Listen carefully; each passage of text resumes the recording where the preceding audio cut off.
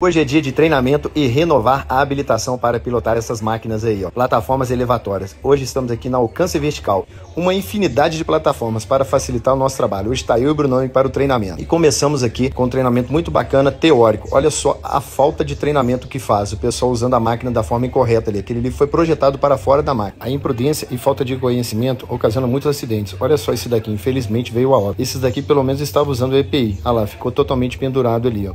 E isso é importante usar o equipamento e sempre fazer treinamento. Depois de uma prova teórica, vamos para a prática. Aqui estamos sendo apresentados como funciona o equipamento, olhar nível de bateria, nível de óleo e o funcionamento de toda a máquina. E depois vamos para a prática ali. Ali o Brunão já está subindo na máquina e começando a operar a máquina. Vambora, Brunão, confio em você, hein? Renovar a habilitação. E essa habilitação, pessoal, vale por 2 anos. E quem estiver precisando de trocar as lâmpadas do galpão, pode contar com a gente. Empresa séria, habilitada, que presta serviço há mais de 13 anos aqui em Juiz de Fora. Encaminhe esse vídeo para um amigo que possa estar precisando do nosso serviço.